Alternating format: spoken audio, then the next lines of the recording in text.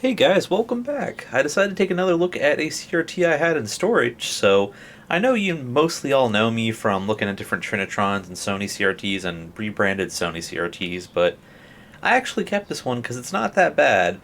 It's a personal sized Sharp CRT. I believe this one was manufactured in 1999, and I'm just going to take a little quick look at it. Unfortunately, it does have a few issues, which I don't know if I'll be able to address directly, since I don't really know too much about tuning these things, especially ones with no documentation that I'm aware of. Well, just ignore that part. Here's a Sharp CRT. Now, when you see in the front, we have the power button, volume and channel control. Then we have composite in and then mono RCA in. So only one channel of audio. These two got dirty. This was actually from my mother's cousin. I don't know what technically that would be in terms of relation to me. I do gotta clean it out a little more and take that off. So this is a 13L/M100. Make sure I'm reading that correctly. Yep. Nice, 69 watts. This particular one was made in April of 1999. And it also has RF on the back. I think all these are just empty holes that I don't know if they actually adjust anything. I did remove the screws on the back because unfortunately the casing was not only dirty, it is cracked up along here. So I plan to get some baking soda and kind of adhese that on. I did also kind of pop it off. I should be able to do this, I think, without...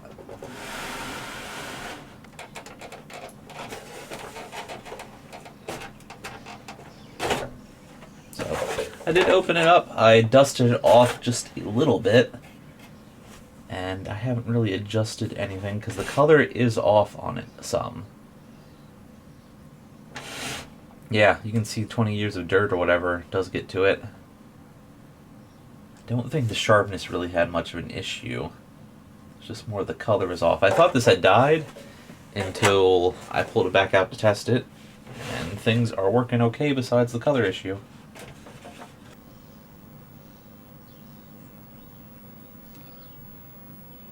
Hey, giant big red input. That's a good sign. That means it works fine. We will be using my childhood N64 for this. Since the N64 was out mostly in the late 90s, these models were from the late 90s. And for those that don't know, Nintendo and Sharp actually worked with each other a bit. Especially early on when Nintendo first broke into games and needed some help with electronic manufacturing. So this is a pretty nice pairing. Like I said earlier, it's composite and mono audio in and only, so we need the yellow and the white one only. There's some audio buzz.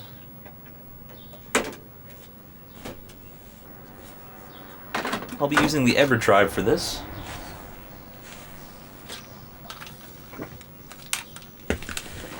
Fortunately, all my standard gray N64 controllers are kind of beat, so we're going to use a black one that's in the best condition out of all my controllers.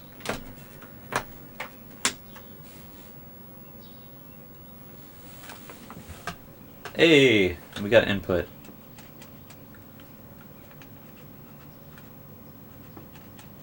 I need to put a few more of my games that I own on here. So all these games I do own. I also need to put some demos and unreleased builds. We'll do Star Fox 64 because most people seem to know that title. That was one of the most popular ones, made in 1997.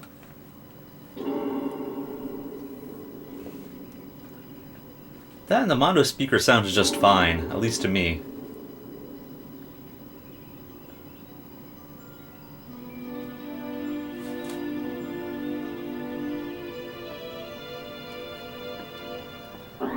Message from General Pepper. Priority 1. We need your help, Star Fox. Andros has declared war. He's invaded the Lilat system and is trying to take over Corneria. Our army alone can't do the job. Hurry, Star Fox.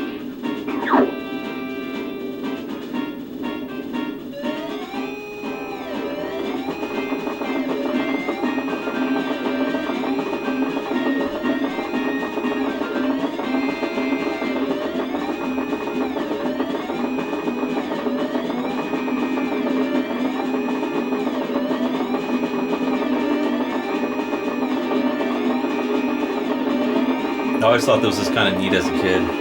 Thought this intro was dope.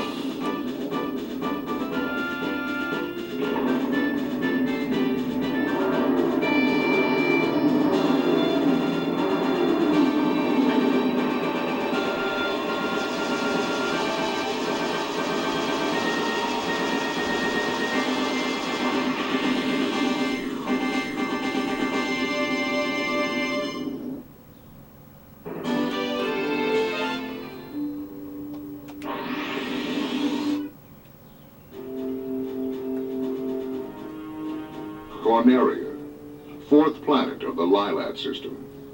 The evil Andros turned this once thriving system into a wasteland of near extinction. General Pepper of the Cornerian army was successful in exiling this maniacal scientist to the barren, deserted planet Venom. 5 years later, General Pepper noticed strange activity coming from Venom. James McLeod, Pigma Dangar, and Peppy Hare of the Star Fox team were sent to investigate. Upon their arrival, Pigma betrayed the team, and James and Peppy were captured by Andros. Peppy barely escaped Venom and returned home to tell James' son, Fox, about his father's fate. A few years had passed. Andros has again invaded the Lilat system. General Pepper has turned to a new Star Fox team, headed by Fox McCloud, to save Corneria and free the Lilat system once again.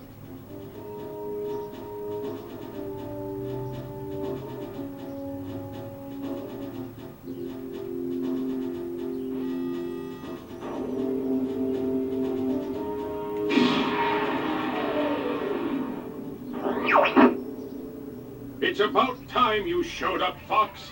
You're the only hope for our world. I'll do my best. Andros won't have his way with me. Good luck.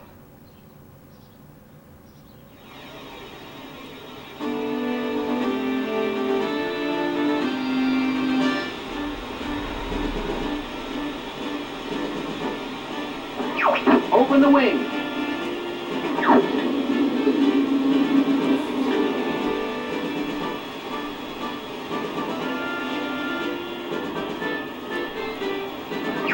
Check your G-diffuser system. Falco here. I'm fine. This is Peppy. All systems go. Slippy here. I'm okay. I see him up ahead. Let's rock and roll.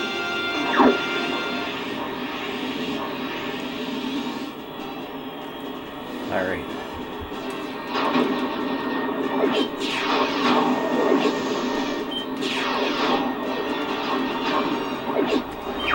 Slippy, get back here!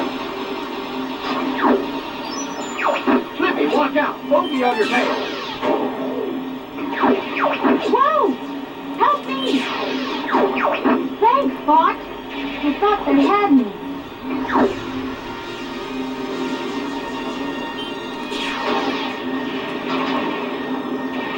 We're entering Corneria City now. This is horrible.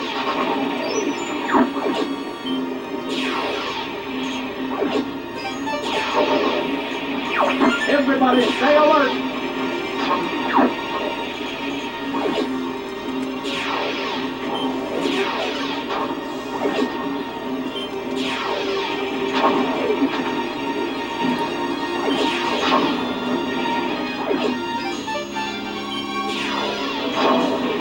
You got an enemy on your tail! Use the brake!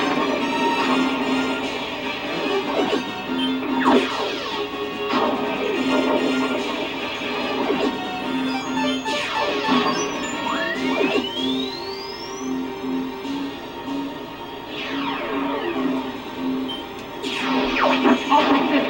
Get the one behind you!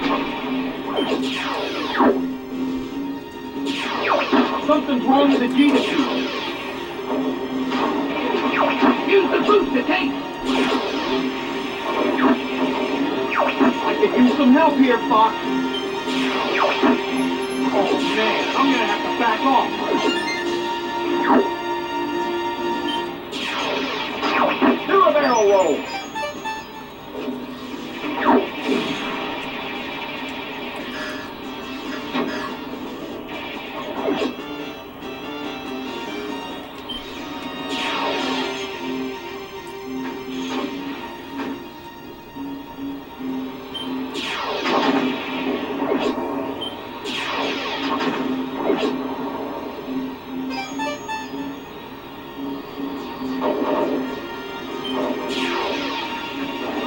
Try a somersault.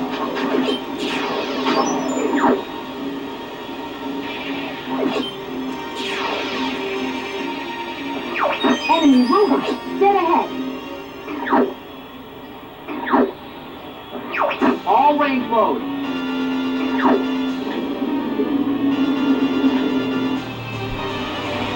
Ah, so this is Star Fox. I'm going to crush you. Enemy shield analyzed.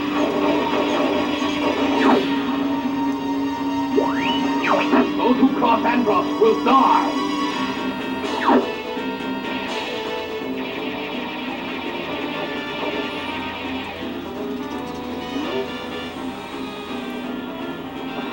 Aim for his back. I will not be defeated by this worm.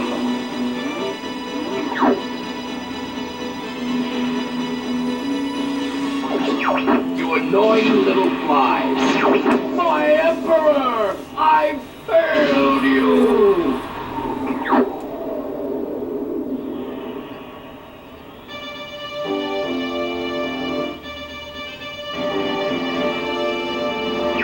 We're heading out. All aircraft report. You did it! I was worried for a moment. You're becoming more like your father. Falco ship is under maintenance.